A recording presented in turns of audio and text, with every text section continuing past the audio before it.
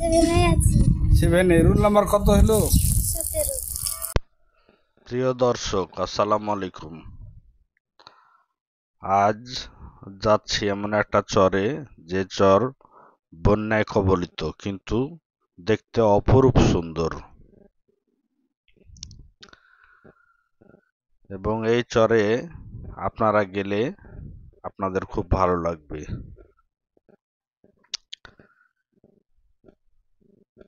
এই চরে অল্প বয়সী মেয়েদের বিয়ে দেওয়া হয়। মাত্র 13-14 বছর বয়সী মেয়েদের বিয়ে দিয়ে দেয় তাদের বাবা মা এই চরে। প্রিয় দর্শক, আপনারা যেটা দেখছেন এটা আইবাদ। আইবাদ থেকে চরে যাওয়ার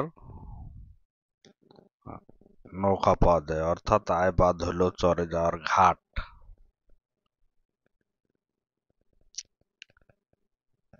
এবং আপনারা দেখছেন পরিপূর্ণ ভরপুর টইটুম্বর নদী, এবং এই নদী পার হয়ে আজ চরে যাব। আপনাদেরকেও দেখাবো, আমিও দেখব। এই চরে সাধারণত ম্যাক্সিমাম মানুষই গরিব মানুষ। এরা দিনমজুর, ডে অ্যান্ড ডে, প্রতিদিন খাটে প্রতিদিন খাই, এরকম। এই ফুচকাওয়ালাকে জিজ্ঞাসা করলাম, ফুচকাওয়ালা বললেন যে কিছু এখান থেকেই নৌকা ছেড়ে যাবে।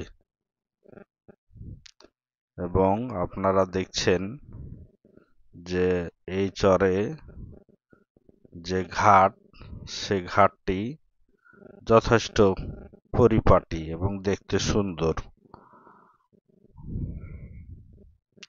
প্রিয় দর্শক, যে চরে যাচ্ছি সে চরের একটু বর্ণনা দিই। চরটা হলো মাত্র একটা ওয়ার্ড, অর্থাৎ 4000 লোকের বসবাস, বিচ্ছিন্ন একটা চর। অল্প পানি আসলে এই চরটি মানুষ বন্যায় কবলিত হয় এবং বন্যার কবলে পড়ে যায়। এই নৌকাটা দেখছেন, এই নৌকাটি ওই চর থেকে আসতেছে। এবং এই গরুগুলাও কিন্তু ওই চর থেকে আসতেছে, এবং এই গরুগুলা এই নিকটস্থ হাটে বিক্রি হবে। প্রিয় দর্শক, এই চরের প্রতিটা মানুষ খুব শক্তপোক্ত। ওরা সারাদিন কৃষিকাজ করেই বেঁচে থাকে, এবং সেখানে শিক্ষিতের হার নেই বললেই চলে। পুরা ওয়ার্ড জুড়ে একটা প্রাইমারি স্কুল, তাও ভাঙাচোরা, একটা হাই স্কুল, তাও আবার শিক্ষক নাই। যার কারণে এই চরের মানুষ লেখাপড়া তেমন একটা করার সুযোগ পায় না। সেই চরটা আজকে দেখতে যাচ্ছি, আপনারা আমার সাথে থাকবেন। এবং আর একটা নৌকা আসছে দেখছেন, সেটাও কিন্তু চর থেকে আসতেছে। অর্থাৎ নৌকার যারা মাঝি এবং নৌকা যারা চালায়, নৌকার মালিক, এরা কিন্তু সব চরবাসী। 1 থেকে 1.5 লক্ষ টাকা খরচ করলে একটা বড় নৌকা বানানো হয়, এবং তাদের ইনকাম না থাকার কারণে ম্যাক্সিমাম লোক বিভিন্নভাবে লোন করে এনজিও থেকে কিস্তি উঠায়ে এই নৌকাগুলা বানায় ওরা চর থেকে এই ঘাটে লোক এবং মালামাল, গরু বহন করে থাকে, এপার ওপার করে থাকে। এভাবে তাদের জীবনযাপন চলে। এবং নৈসর্গিক সৌন্দর্যের এই চরটি দেখতে সারা পৃথিবীর বিভিন্ন প্রান্ত থেকে বহু মানুষ এসে থাকেন। আমিও সেই চরে যাচ্ছি। প্রিয় দর্শক, এই যে মহিলাটাকে দেখছেন, এরাও কিন্তু চরবাসী, চর থেকে আসতেছেন। এবং সারাদিন হয়তো রাজশাহী শহরে কাজ সেরে আবার চরে ফিরে যাবেন। এই চরের মানুষের বসবাস প্রায় ছোট বড় মিলিয়ে ৫-৬ হাজারের মতো, কিন্তু সব মানুষ অভাবী, ওখানে সুখী মানুষ নেই। আর ওটা বসবাসের উপযোগী চর না, কষ্টকর জীবনযাপনের চর। কোনো ইলেকট্রিসিটি নাই, পাকা রাস্তাঘাট নাই, তারপরে আপনার সরকারি কোনো সুযোগ সুবিধা না থাকার কারণে চরের মানুষেরা এরম বিপর্যস্ত।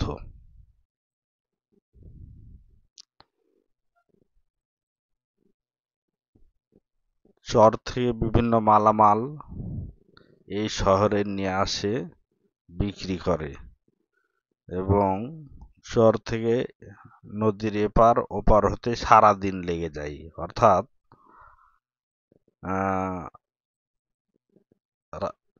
এই ঘাট থেকে চরে যেতে সময় লাগে প্রায় ১ ঘন্টা ৪০ মিনিট, আবারও আসতে সময় লাগে ১ ঘন্টা ৪০ মিনিট, অর্থাৎ পথেই প্রায় ২ ঘন্টা, ৪ ঘন্টা শেষ হয়ে যায়। তাহলে কাজ করার আর সময় থাকে না, যার কারণেই চরের জীবনযাপন খুব কষ্টদায়ক। আবারও সকাল ১০টার আগে নৌকা পাওয়া যায় না, আবার বেলা ৪টার পরে নৌকা পাওয়া যায় না, যার কারণে এই চরে যাওয়া আসা একটু দুষ্কর ব্যাপার।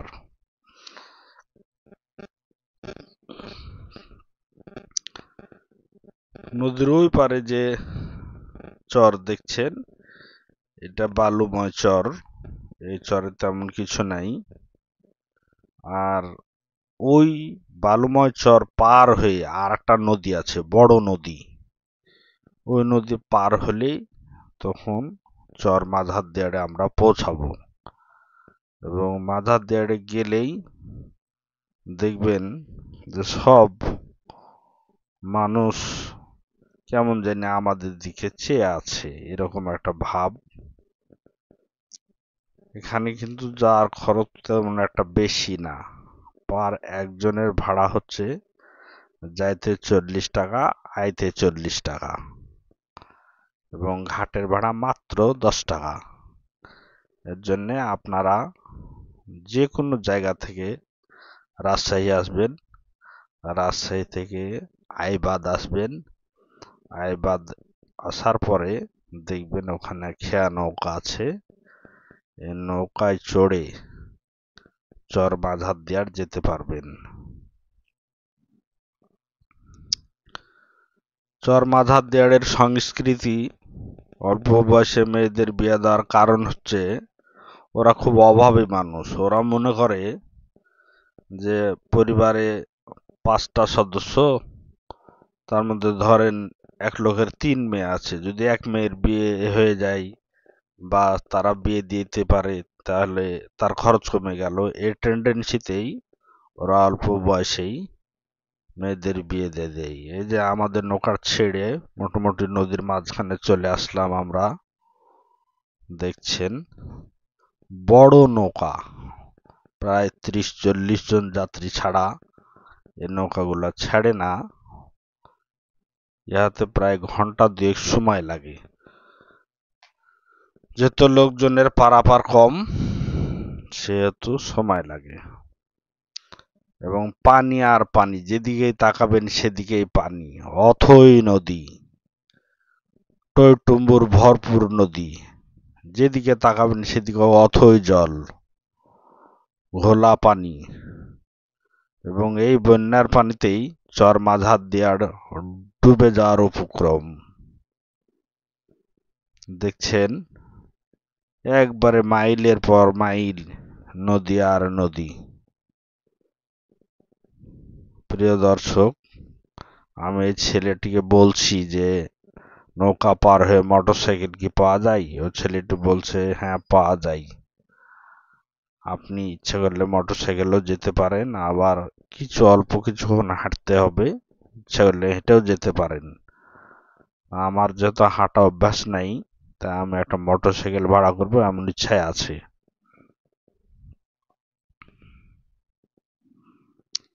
প্রিয় দর্শক, নৌকাতে অনেক যাত্রী দেখছেন এবং এরা অনেকটা আমার মতোই ঘুরতে যাচ্ছে। ডুবন্ত চর, সেই চরে বিভিন্ন জনের আত্মীয় স্বজন আছে, তারা আত্মীয় স্বজনকে দেখতে যাচ্ছেন। আবার অনেকে আমার মতো ঘুরতে যাচ্ছেন, আবার অনেকেই সাহায্য করতে যাচ্ছেন। এখানে এই নৌকায় চরের লোক কিন্তু নাই। এই নৌকায় যারা আছে তারা সব শহরের মানুষ, এবং শহর থেকে তারা যাচ্ছে চরবাসীকে হেল্প করার জন্যে। এই যে আমরা মধ্য চরে এসে পৌঁছালাম। মধ্য চর, এটা মিডিল চর। এই মিডিল চরের পরে কিন্তু আর একটা নদী আছে, সেটাও বড় নদী। এবং এই মিডিল চর দেখেন, এই আর 2 হাত পানি বাড়লে হয়তো এই মিডিল চরটাও ডুবে যেত। কিন্তু দেখা যাক, সবই মহান আল্লাহ পাকের ইচ্ছা।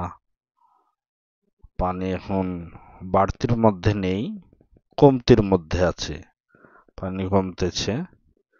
এই যে একটা নৌকা দেখতেছেন, এটা হলো জেলে নৌকা, মাছ ধরা নৌকা। এবং নৌকা যে গতি, সে গতি কিন্তু ভালো। আমি যে নৌকাতে চড়ে যাচ্ছি, এই নৌকাটি হচ্ছে বড় নৌকা, বড় ইঞ্জিন, যার কারণে দ্রুত গতিতে চলছে। তারপরও প্রায় 1 ঘন্টা 20-30 মিনিট সময় লেগে যাচ্ছে যেতে, অনেক দূর পথ, অর্থাৎ মিনিমাম 7 মাইল পথ। এই যেগুলো বলল চরের মধ্য চরের বক, এক ধরনের এক প্রজাতির বক পাওয়া যায়, যেটা সচরাচর দেখা যায় না। সে বকটাই সেখানে দেখতে পাইলাম। আর এটা মধ্য চর। এই চরটা ডুবতে হলে আরো 2 হাত পানি বাড়া লাগবে। পদ্মা নদীর এটাই সৌন্দর্য, যে চর, বিভিন্ন কাইসার জঙ্গল, এর মাঝেই পদ্মা। আপনারা যেটা দেখছেন, এটার নাম হলো চর খানপুর। কিন্তু আমি আজ চর খানপুর যাব না, আমি যাব হচ্ছে চর মাঝার দিয়াড়। অর্থাৎ নৌকাটা কিন্তু আবারও পশ্চিম দিকে ঘুরবে, চর পেরিয়ে নৌকাটা পশ্চিম দিকে ঘুরবে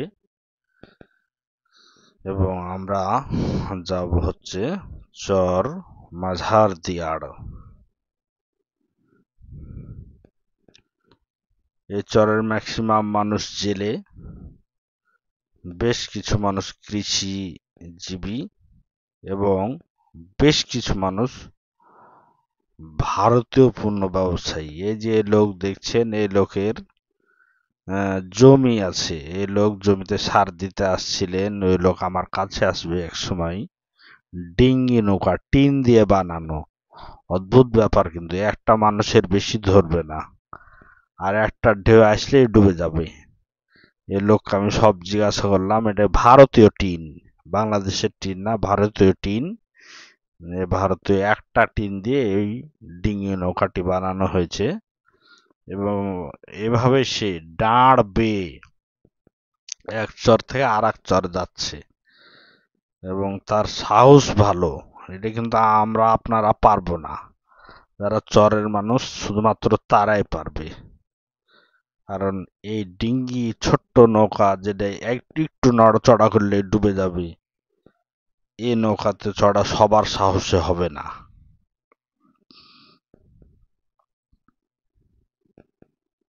ওই লোক কিন্তু কোনো ভয় পাচ্ছে না, ওই লোক ডাটে চলতেছে। ওই লোক যেহেতু চরবাসী, ওর নদীর সাথে সম্পর্ক ভালো, যার কারণে ওর কোনো ভয় নেই। আমরা সোজা যদি যেতে পারতাম তাহলে হয়তো তখন ঘাটে পৌঁছে যেতাম। সোজা যেতে পারতেছি না, আমাকে ঘুরে যেতে হচ্ছে। তা আমরা ঘাটটা দেখতে পাচ্ছি ঠিক, কিন্তু সোজা যেতে পারছি না। অর্থাৎ সোজা গেলে ওই নৌকার বডি হয়তো চরে আটকে যেতে পারে, যার কারণে সোজা যাচ্ছে না। এবং একটা সময় এই ঘুরে ঘুরে ঘুরেই আমরা চরে পৌঁছাবো। এখানেও কিন্তু অথই পানি, পানি আর পানি, জলরাশি আর জলরাশি। দেখুন এই যে জেলে নৌকা, অনেক মানুষ কিন্তু মাছ ধরার কাজে ব্যস্ত রয়েছে। ওইটা কিন্তু ইন্ডিয়া, ইন্ডিয়ার বর্ডার, অর্থাৎ ইন্ডিয়ার সাথে বর্ডার রয়েছে চর মাঝারদিয়াড়ের। অর্থাৎ চর মাঝারদিয়াড়ের মানুষ অনেকটাই, যদি মনে করে যে আমি ইন্ডিয়া 5 মিনিটে যাব আবার 5 মিনিটে চলে আসবো, সেটা কিন্তু সম্ভব। কিন্তু যেহেতু এখন কড়াকড়ি বাংলাদেশের পরিস্থিতি খারাপ, যার কারণে হয়তো রিস্ক নেয় না কেউ। তো ইচ্ছা করলে ওরা যেতে পারবে, ওদের ওখান থেকে একবারে ইন্ডিয়ার চর কাছে। এই যেটা দেখা যায় সেটাই কিন্তু খেয়ানৌকা ঘাট, অর্থাৎ চর মাঝারদিয়াড়ের ঘাট। এই ঘাটেই নৌকাটা পৌঁছাবে কিছুক্ষণের মধ্যেই। এবং আমরা নৌকা থেকে নেমেই আগে যে বাসায় ওই সুন্দরী মেয়েটাকে দেখতে যাচ্ছি, সে মেয়েটির বাসাতে আজ খাওয়া দাওয়া হবে। এবং খেয়ে আমরা পরের পর্বে গোটা চর ঘুরে দেখাবো আপনারাকে পরের পর্বে। এই যে নৌকা দেখছেন, অনেকগুলা নৌকা বাঁধা রয়েছে, এটাই ঘাট। এবং এই ঘাটেই আমাদের নৌকাটা ভিড়বে কিছুক্ষণের মধ্যেই। এবং এখানে কিন্তু ট্যাক্স, ভ্যাট, কোনো খাজনা এগুলা লাগবে না, এখানে ফ্রি, এখানে কোনো চার্জ দিতে হয় না। আমি এই লোককে জিজ্ঞাসা করলাম, ওই লোক কথাটাই বলছে যে মাত্র 1-1.5 লক্ষ টাকা হলে একটা বড় নৌকা বানানো যায়। এবং দেখেন এই যে নৌকাগুলা বানাচ্ছে চরের মানুষ।